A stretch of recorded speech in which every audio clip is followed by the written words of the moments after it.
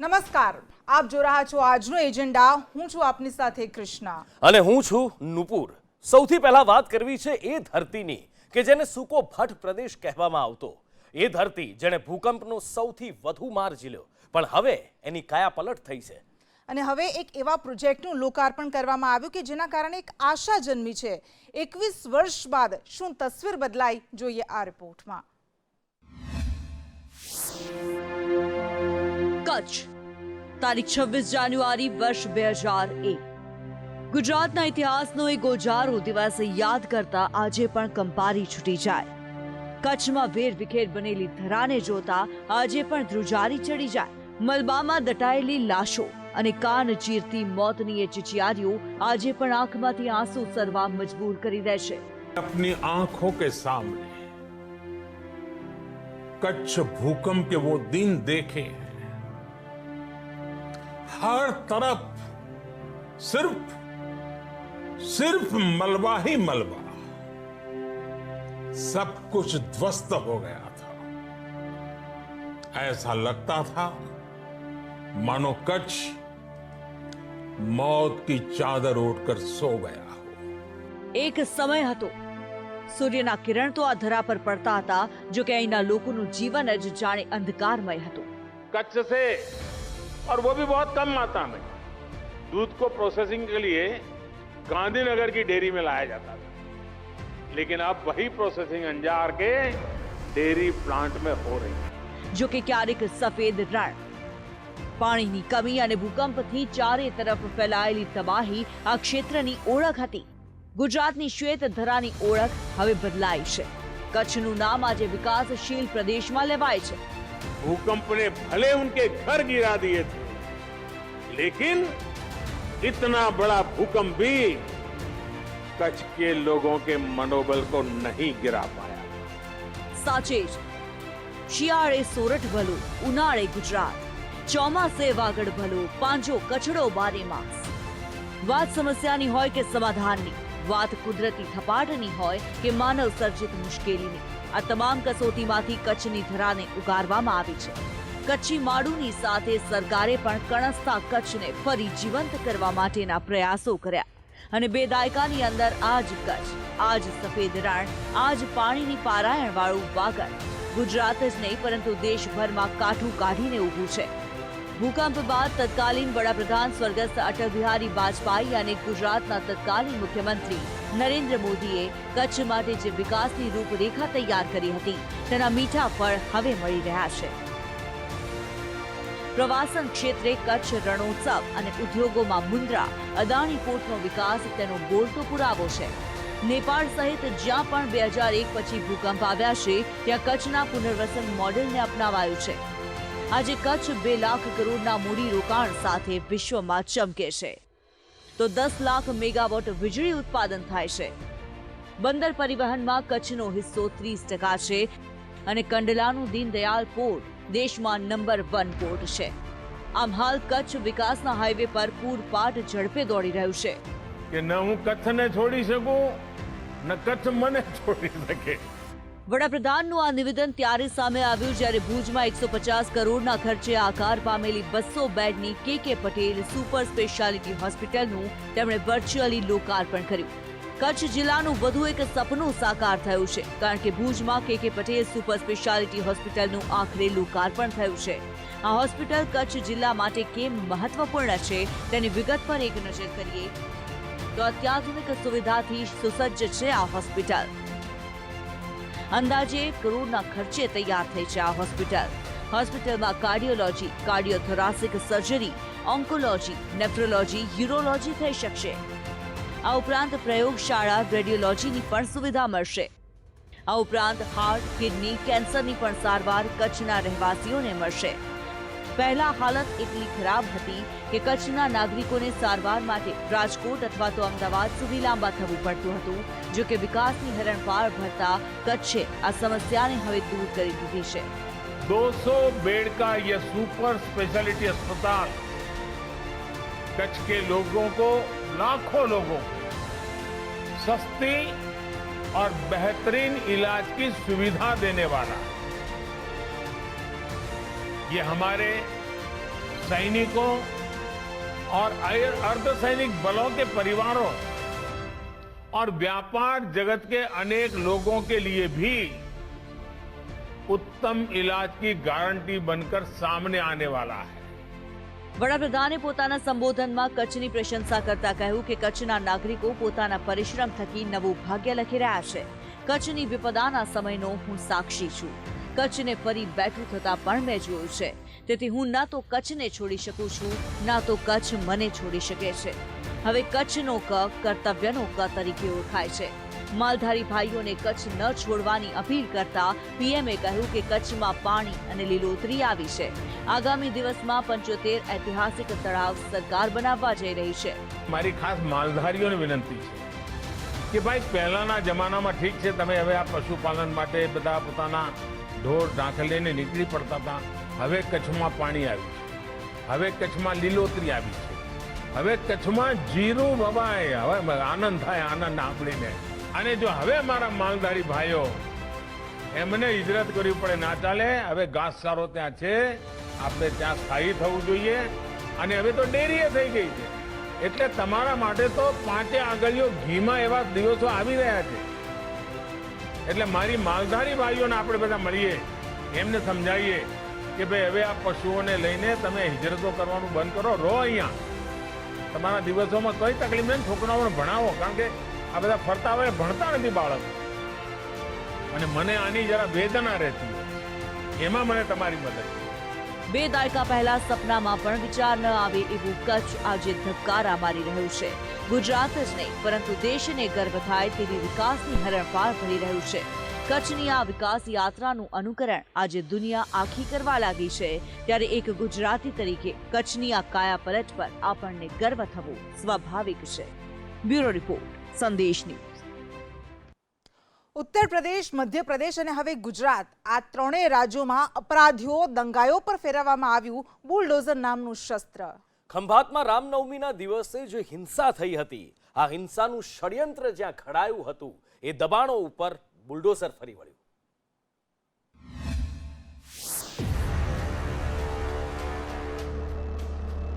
ફરી વળ્યા બુલડોઝર.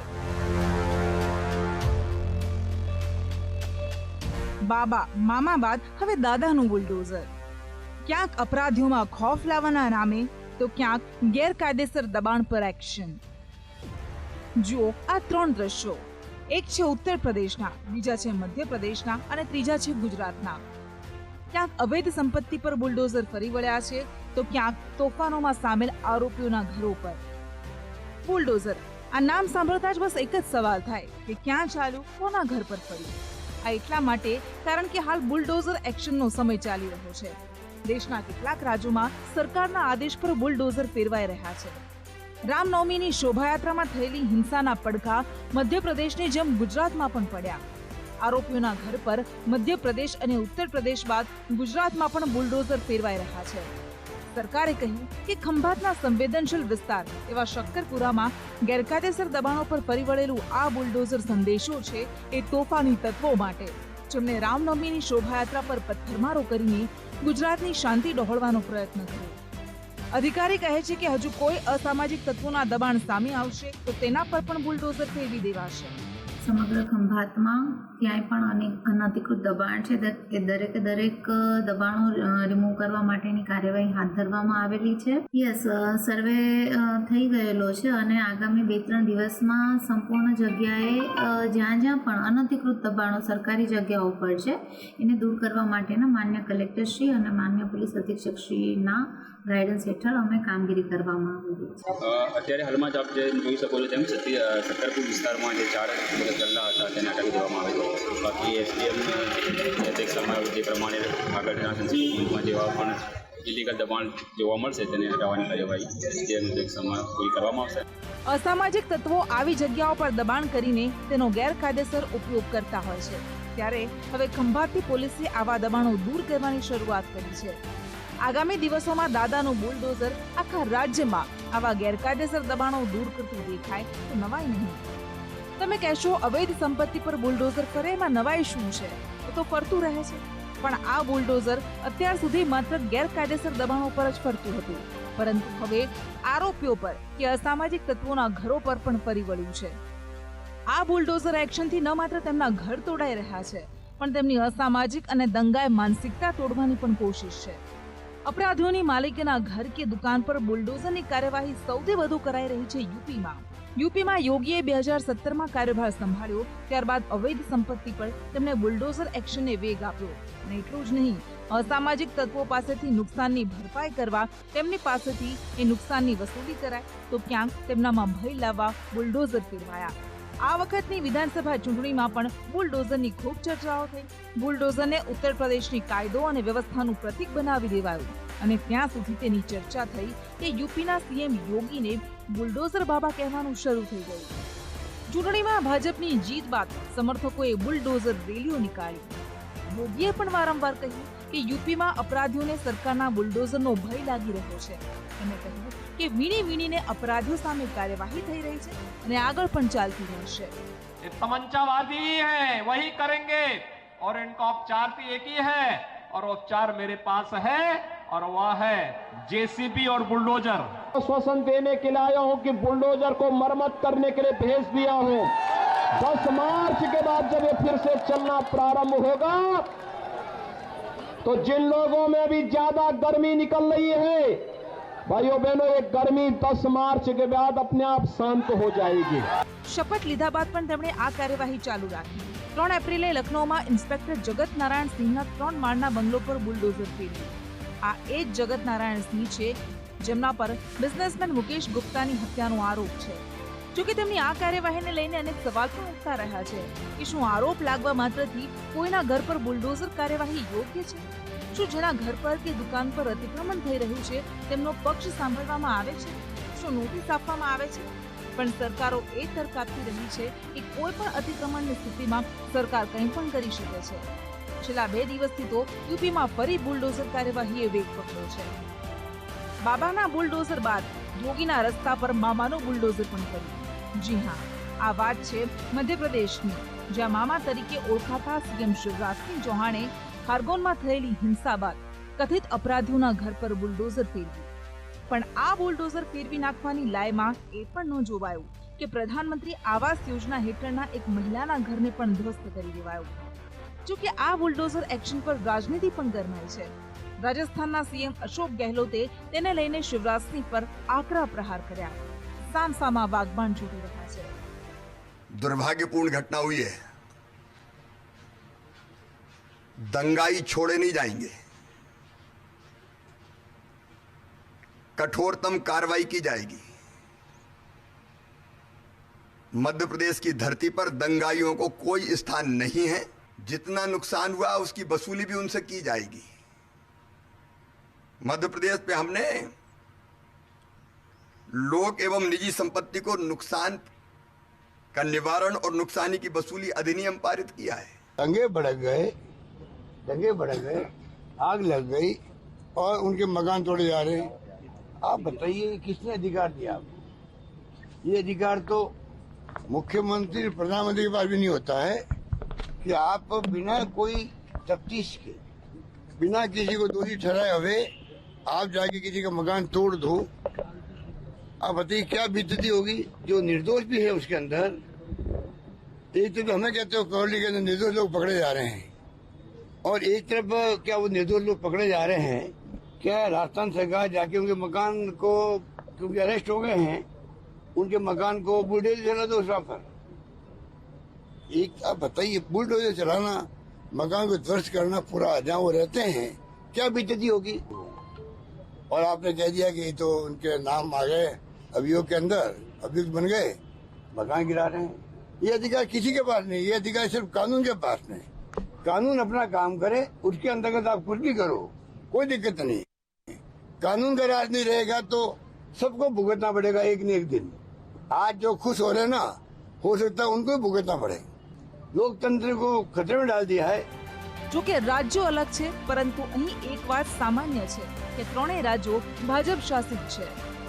બુલડોઝરની મોસમ ચાલી રહી છે. હવે કયા રાજ્યમાં કોણ બુલડોઝર ફેરવશે? બાબા, મામા, દાદા બાદ હવે કોણ બુલડોઝર નામનું શસ્ત્ર ઉગામશે તેવી પણ ચર્ચાઓ થઈ રહી છે. બ્યુરો રિપોર્ટ, સંદેશ ન્યૂઝ। કોંગ્રેસ એક એવી પાર્ટી કે જેનો આઝાદી બાદ આખા દેશે સૂર્યોદય જોયો અને 2014 બાદ સૂર્યાસ્ત પણ જોયો। એક એવી પાર્ટી જેનું એક સમયે 21 રાજ્યો પર શાસન હતું તે આજે 2 રાજ્યો પૂરતી સીમિત થઈ ગઈ છે। અલગ અલગ રાજ્યોની સાથે ગુજરાતમાં પણ કોંગ્રેસની કમાન કમજોર પડી રહી છે, પણ તેમ છતાં કોંગ્રેસના નેતા તો કહી રહ્યા છે કે આમાં કંઈ જ પડકારજનક નથી, કોંગ્રેસ માટે કોઈ ચિંતાનો વિષય નથી। ત્યારે હકીકતમાં દેશમાં કોંગ્રેસની સ્થિતિ શું છે, હવે એ જોઈએ।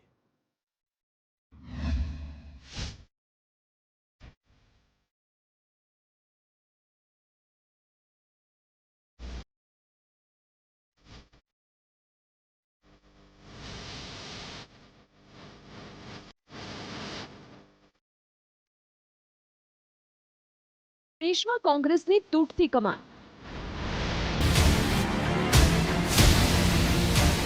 ગુજરાતમાં પણ ટપોટપ પડતી વિકેટ।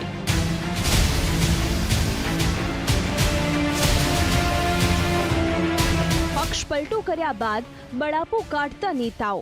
મેં જ્યારે ભાજપમાં જોડાયા ત્યારે કોઈ માગણી કરી નથી, કોઈ અપેક્ષા રાખી નથી। ફક્ત વિચારધારાની વાત છે। કોંગ્રેસ હાલ જે રીતે કામ કરી રહી છે એ જોતા અમને નથી લાગતું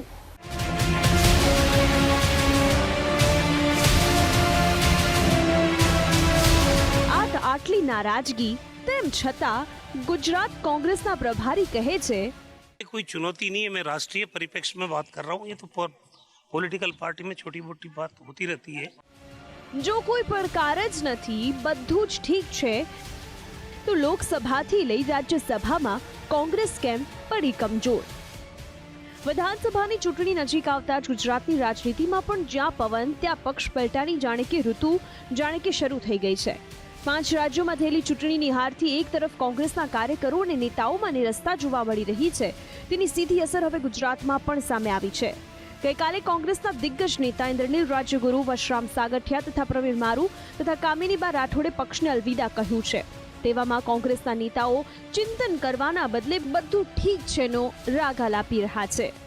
उद्देश्य ये कोई चुनौती नहीं है। मैं राष्ट्रीय परिप्रेक्ष्य में बात कर रहा हूँ। ये तो पॉलिटिकल पार्टी में छोटी मोटी बात होती रहती है, वो सब हम समाधान कर लेंगे, उसका कोई दिक्कत। પ્રદેશ પ્રભારીનું આ નિવેદન એવા સમયે સામે આવ્યું છે જ્યારે રાજકોટમાં કોંગ્રેસને આજે વધુ જિલ્લા કોંગ્રેસના મહામંત્રી મુકેશ રાજપરાએ રાજીનામું આપી આપનો ખેસ ધારણ કર્યો છે, તો વધુ એક કોર્પોરેટર મકબૂલ દાઉદાણી રમજાન બાદ કોંગ્રેસ પક્ષને અલવિદા કહી શકે છે।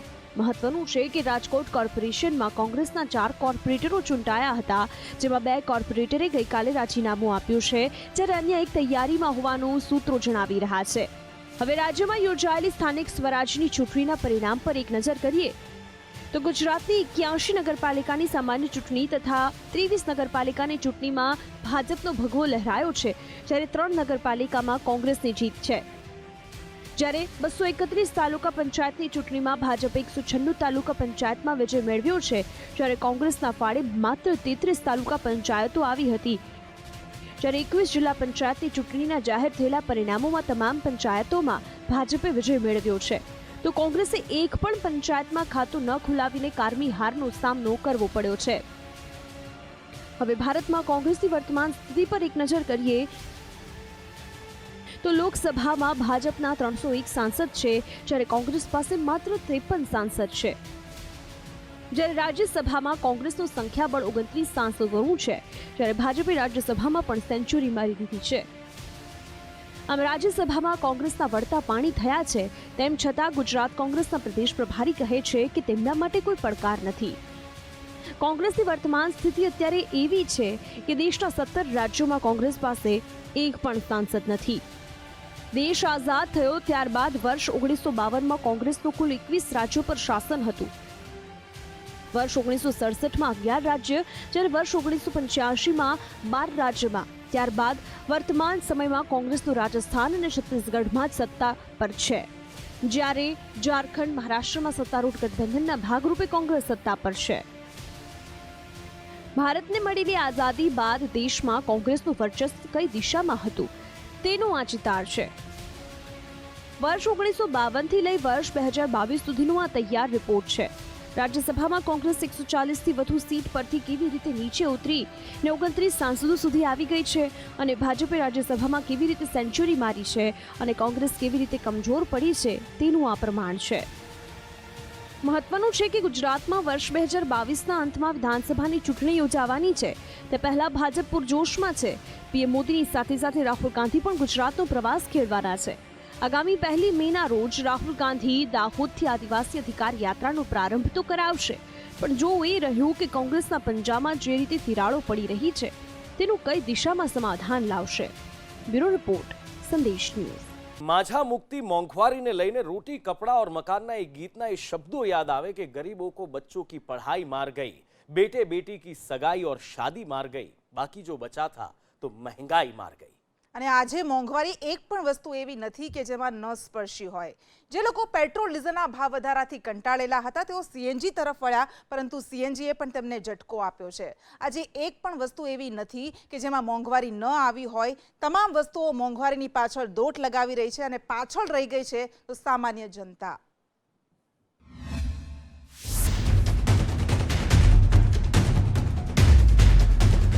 શહેર શહેર મોંઘવારીનો માર.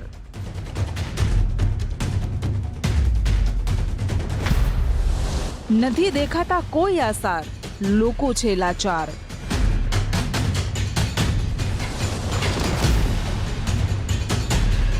મારતું મોંઘવારીનું 3rd ડિગ્રી ટોર્ચર.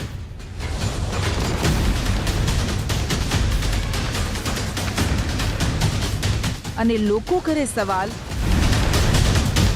ક્યાં સુધી રહેશે આવા જ હાલ? લીંબુએ નીચોવ્યા, શાકભાજી મોંઘા, કરિયાણું થયું મોંઘું, પેટ્રોલમાં આગ, ડીઝલે રડાવ્યા, સીએનજીના ભાવમાં ઉછાળો, પીએનજી પણ મોંઘું, ફળ પણ થયા મોંઘા. અત્યારે એક સામાન્ય માણસને પરેશાન કરતી સૌથી મોટી વસ્તુ હોય તો તે છે ખાલી થતા ખિસ્સા અને વધતી મોંઘવારી. કેટલી ઉપર આ મોંઘવારી જશે તેની ચિંતા કરવી વ્યર્થ છે, કારણ કે સામાન્ય માણસનો તો તેના પર કાબુ જ નથી. બસ ભાવ વધતા જાય છે અને તે ભોગવતું રહે છે. કંઈક કરી શકે છે તો તે છે બજેટમાં કાપ. મોંઘવારી સામે તો લડી શકે તેમ નથી, એટલે ઓછા ખર્ચ કરવાની તરકીબો શોધતો રહે છે. મોંઘવારીનું વિષચક્ર કહો કે કુચક્ર, એકમાંથી બહાર નીકળવાની કોશિશ કરી અને બીજામાં ભાવ વધારો જાણે ફેણ માંડીને બેઠેલા નાગની જેમ તેને ડંસ મારવાની રાહ જુએ છે. થોડા દિવસથી પેટ્રોલ ડીઝલમાં ભાવ વધારો થંભ્યો તો હવે જાણે તેનો વારો સીએનજીએ લઈ લીધો. એપ્રિલ મહિનામાં સીએનજીના ભાવ 2 વખત વધ્યા છે. જે લોકો પેટ્રોલ અને ડીઝલમાં ભાવ વધારાથી કંટાળીને સીએનજી તરફ વળ્યા, પણ અહીં પણ હવે રાહત નથી. લોકોને સમજણ નથી પડતી કે આ મોંઘવારી નામના રાક્ષસ સામે લડવું કેવી રીતે. ઘરનું બજેટ ઘણું ખોરવાઈ જાય છે મેડમ. આપણે મહિનાનું જે ફાળવું હોય, કરિયાણાનું, શાકભાજીનું, ફ્રૂટ્સનું, અનાજ, બધી વસ્તુઓના જે રીતે ભાવ વધી રહ્યા છે, ઓલમોસ્ટ ડબલ આપણું થઈ જાય છે જે ખર્ચો હોય છે તે મહિનાનો. ડોક્ટર સરકારને સમજવું પડે અને સબસિડી બી આપવી પડે, કારણ કે અત્યારે 82 ને ના ભાઈ કીધું હજુ બીજા 2 રૂપિયા વધી ગયા છે. છોકરાની ફી કાંસી ભરો, ઘરના ભાડા કાંસી ભરો, લોક કમા લોક ખાવે છે. પબ્લિકને બી નુકસાન થાય છે ગેસના ભાવમાં. તો આ ગેસનો ભાવ સરકાર નહીં ઘટાડે તો અમે અમારી રીતે અમે જે કરીશું તેમાં સરકાર કોઈ બી કાર્યવાહી નહીં કરી શકે. સીએનજીના બેફામ ભાવ વધારા સામે અમદાવાદમાં રિક્ષા ચાલકો હડતાળ પર ઉતર્યા, જેના પગલે શહેરમાં 2 લાખ રિક્ષાના પૈડા થંભી જવાનો યુનિયને દાવો કર્યો. તો કોંગ્રેસ અને આમ આદમી પાર્ટીએ પણ રિક્ષા ચાલકોની હડતાળને સમર્થન આપ્યું. અમદાવાદ સહિત રાજ્યના રિક્ષા ચાલકોના સીએનજીનો ભાવ વધારો પાછો ખેંચવાને લઈને હડતાળ ચાલુ છે. હડતાળને પગલે સવારે 6 થી સાંજે 6 વાગ્યા સુધી બંધનું એલાન કરવામાં આવ્યું. સીએનજી ગેસને જીએસટીમાં સામેલ કરવાની માંગ થઈ રહી છે. જોકે આ હડતાળનું એલાન તો અપાયું, પણ તેમાં પણ ડખા ઊભા થયા. કોઈ રોકનારો નથી, કોઈ બોલનારો નથી. જેવી રીતે પેટ્રોલ અને ડીઝલ અને પેટ્રોલના બીજા ભાવ વધી રહ્યા છે, એવી રીતે સીએનજી ગેસમાં પણ ભાવ વધારી રહ્યા છે. અમને તો એવું લાગે છે કે કોઈ સરકારો છે જ નહીં, આ કંપનીઓ સરકાર છે, મન ફાવે ત્યારે ભાવ વધારે છે. એટલે કોઈ વિરોધ તો થવું જોઈએ. લોકોની વિરોધ કરવાની તાકાત પણ સરકારે તોડી નાખી છે ને એટલો વધારે મોંઘવારી કરી છે. તો આજે અમે જે હડતાલ આપ્યું છે, આ પ્રતિક હડતાલ હતી.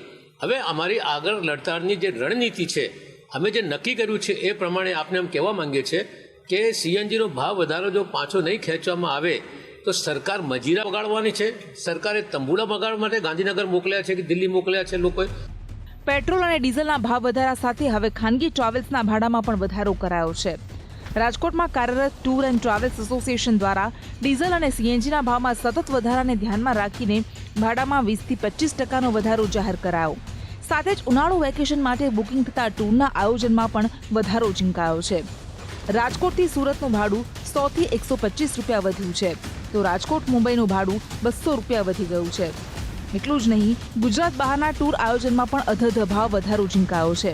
અને અમે બધાએ નક્કી કર્યું કે ભાઈ આ રોજેરોજ ડીઝલના ભાવ વધે છે, તો હવે હમણાં પરીક્ષા પૂરી થશે અને વેકેશન ને બધું પડશે, ત્યાં દરમિયાન ડીઝલના ભાવ વધી ગયા, રોજ ₹1-2 વધે છે. એટલે અમે 20 થી 25% ટ્રાવેલ્સ બિઝનેસમાં વધારો કર્યો છે. હવે ન માત્ર પેટ્રોલ ડીઝલ પણ પીએનજી સીએનજીથી લઈને કરિયાણા શાકભાજીના ભાવ પણ લોકો માટે ચિંતા લઈને આવ્યા છે. યુપી સહિત 5 રાજ્યોમાં ચૂંટણી ખતમ થયા બાદ જે ભાવ વધવાના શરૂ થયા પછી તેણે પાછું વળીને જોયું જ નથી. દિલ્હીમાં 21 માર્ચે પેટ્રોલ ₹95.41 હતું, જે 15 એપ્રિલે ₹105.41 થયું. ડીઝલના ભાવ ₹87.67 હતા, તે ₹96.67 થયા. મુંબઈમાં પેટ્રોલ ₹120.51 હતું અને ડીઝલ ₹104.77 થયું છે. મોંઘવારીએ ન માત્ર ઘરની બહાર નીકળવું મુશ્કેલ બનાવ્યું, પણ ઘરમાં જમવાનું બનાવવું પણ મોંઘું કરી નાખ્યું. લીંબુના ભાવ તો 300 થી 400 સુધી પહોંચી જ ગયા છે, પણ એલપીજી સિલિન્ડરની કિંમત એક ઝટકે ₹50 વધારી દેવાય. જે બાદ અમદાવાદમાં સબસિડીવાળા સિલિન્ડરનો ભાવ ₹906.50 છે, જ્યારે દિલ્હીમાં ₹949.50 અને કોલકાતામાં સૌથી વધુ ₹976 છે. રસોઈ ગેસ સિલિન્ડરનો એક સસ્તો વિકલ્પ પીએનજી મનાય છે, પરંતુ હવે તે પણ સસ્તો નથી રહ્યો. ગુજરાત ગેસે સીએનજી બાદ પીએનજીમાં પણ ₹2.30નો ભાવ વધારો કર્યો અને આ સાથે નવો ભાવ ₹44.14 પર પહોંચ્યો. તો ઓટો, ટેક્સી અને કેબ ચાલક એસોસિએશનના સભ્યોએ ચેતવણી આપી છે કે દેશભરમાં 18 એપ્રિલથી તેઓ હડતાળ પર ઉતરશે. તો બીજી બાજુ કેન્દ્રીય મંત્રી કહી રહ્યા છે એ તો રાજ્યોની જવાબદારી છે કે તેઓ ટેક્સ ઘટાડે. अब हमने तो सेंट्रल गवर्नमेंट की तरफ से अपना वो कम कर लिया, ₹5 पेट्रोल पे एक्साइज कम कर लिया और ₹10 डीजल पे, और एक्साइज जो हमारा ₹32 का फिक्स रेट था, जो भी इंटरनेशनल स्टेट गवर्नमेंट्स लेती है परसेंटेज, अब छत्तीसगढ़ की सरकार जो है 24% लेती है. अरे भाई यूटिलाइजेशन बढ़ रही है, आपका उतना ही रेवेन्यू रहेगा अगर थोड़ा कम कर दें. આમ રિક્ષા, કેબ ચાલકોને પણ મોટો ફટકો પડ્યો છે, જેથી તેઓ ચીમકી આપી રહ્યા છે. લોકો કહી રહ્યા છે કે સરકારે આ મોંઘવારીના દૂષણ પર ધ્યાન આપવું જોઈએ, નહીતર આમ તો જીવવું મુશ્કેલ થઈ જશે. બ્યુરો રિપોર્ટ, સંદેશ ન્યૂઝ. એક તરફ વિશ્વનો સૌથી મોટો દેશ અને બીજી બાજુ તેનો પાડોશી નાનકડો ટચુકડો દેશ. એવું લાગતું હતું કે આ યુદ્ધ 3 દિવસમાં જીતી જશે, પરંતુ 50 દિવસ પણ થયા અને તેમ છતાં પણ હજુ રશિયા આ યુદ્ધ નથી જીતી શક્યું અને બીજી બાજુ પુટિન હવાટિયા મારી રહ્યા છે. અને વાત અહીંયા આશ્ચર્યની એ છે કે નાનકડો અમથો દેશ રશિયાને હંફાવી રહ્યો છે. મોસ્કવા નામનું રશિયાનું વોરશિપ, એ જહાજ યુક્રેને ડૂબાડી દીધું અને હવે પુતિન ગુસ્સામાં રાતાચોળ થયા છે અને યુક્રેન ઉપરના હુમલા વધારી દીધા છે.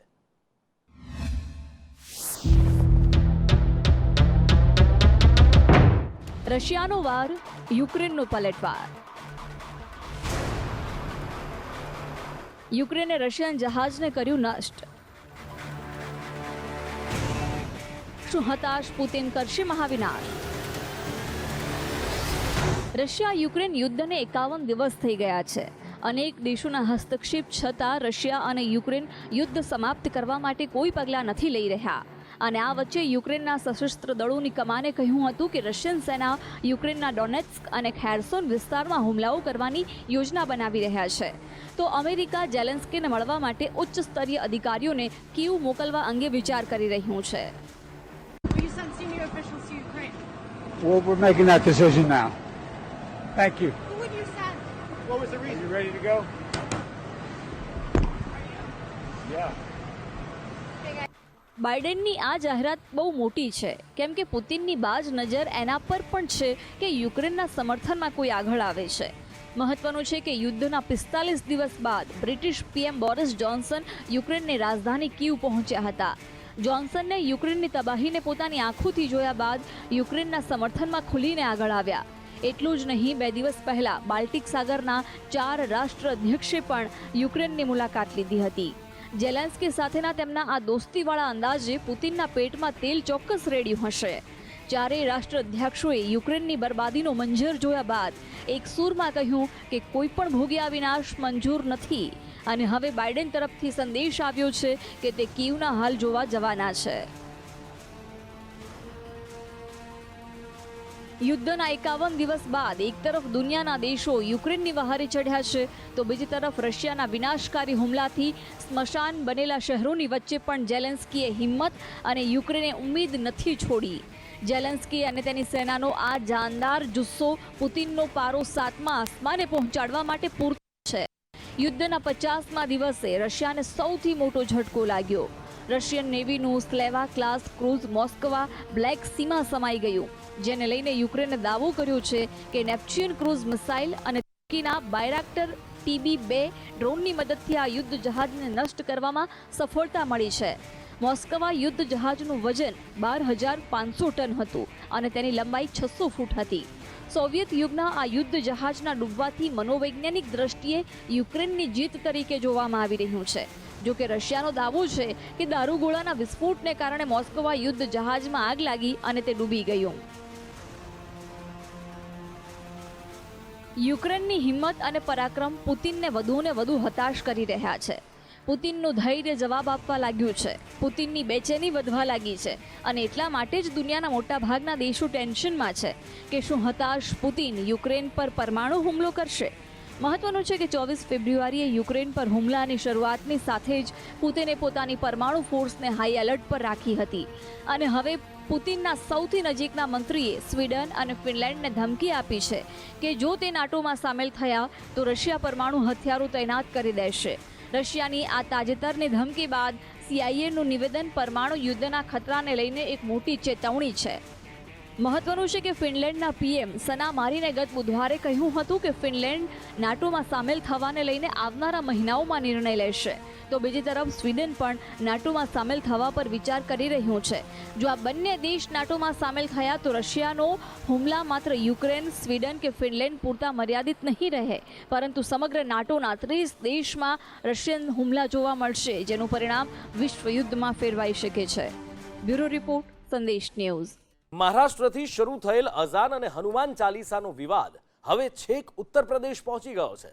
આજે અલીગઢ સહિત વડાપ્રધાન નરેન્દ્ર મોદીના સંસદીય ક્ષેત્ર વારાણસીમાં અલગ અલગ હિન્દુ સંગઠનોએ લાઉડસ્પીકરમાં હનુમાન ચાલીસાના પાઠ કર્યા. ઉત્તર પ્રદેશમાં અઝાન અને લાઉડસ્પીકરનો વિવાદ અટકવાનું નામ નથી લઈ રહ્યો. વારાણસી બાદ અલીગઢમાં અલગ અલગ હિન્દુ સંગઠનોના લોકોએ હનુમાન ચાલીસાના પાઠ કરવાનું શરૂ કરી દીધું છે. અલીગઢમાં વહીવટી પરવાનગી વગર જ અલગ અલગ હિન્દુ સંગઠનોના લોકોએ અનેક જગ્યાએ હનુમાન ચાલીસાના પાઠ કર્યા, તો કાશીમાં પણ કંઈક આવું જ જોવા મળ્યું. આજે હિન્દુ મહાસભાના કાર્યાલયમાં હનુમાન ચાલીસાના પાઠ કરવા માટે 2 લાઉડસ્પીકર પણ લગાવવામાં આવ્યા હતા. અખિલ ભારતીય હિન્દુ મહાસભાના રાષ્ટ્રીય સચિવ પૂજાએ જણાવ્યું કે મુસ્લિમો જે બંધારણનો ભંગ કરી રહ્યા છે અને જે રીતે હિન્દુઓની ધાર્મિક લાગણીઓને ઠેસ પહોંચાડી રહ્યા છે તેના વિરોધમાં આજે આ નિર્ણય લેવાયો છે અને કહ્યું કે જો તેઓ મોટા અવાજમાં અજાન પડશે તો અમે અમારા વેદ પણ વાંચીશું, લાઉડસ્પીકર પર હનુમાન ચાલીસા વાંચીશું. બીજી તરફ રાષ્ટ્રીય હિન્દુ દળના પ્રમુખ રોશન પાંડેએ કહ્યું કે મસ્જિદોની જેમ કાશીના દરેક મંદિરમાં લાઉડસ્પીકર લગાવવામાં આવશે. ટૂંક સમયમાં 21 મંદિરોમાં સ્પીકર લગાવીને તેની શરૂઆત કરાશે. જો મસ્જિદોમાંથી અઝાન થઈ શકે છે તો મંદિરોમાંથી ભજન અને વેદ મંત્રો શા માટે ન થઈ શકે. લાઉડસ્પીકર પર રાજનીતિ તેજ છે. ત્યાં બીજી તરફ મહારાષ્ટ્ર નવનિર્માણ સેનાના વડા રાજ ઠાકરેએ ઈદ સુધી મસ્જિદોમાં લાઉડસ્પીકર હટાવવાનું અલ્ટિમેટમ આપ્યું છે. તેના પર તેમના ભત્રીજા અને મહારાષ્ટ્ર સરકારમાં પર્યાવરણ અને પર્યટન વિભાગના મંત્રી આદિત્ય ઠાકરેએ ટોણો માર્યો કે લાઉડસ્પીકર હટાવવાને બદલે તેમણે રાજ ઠાકરેએ વધતી મોંઘવારીનો મુદ્દો ઉઠાવવો જોઈએ. બ્યુરો રિપોર્ટ, સંદેશ ન્યૂઝ. અને આ સાથે જ આજનું એજન્ડામાં અત્યારે સમય થયો છે આપનાથી વિદાય લેવાનો. વધુ સમાચાર માટે જોતા રહો સંદેશ ન્યૂઝ. નમસ્કાર.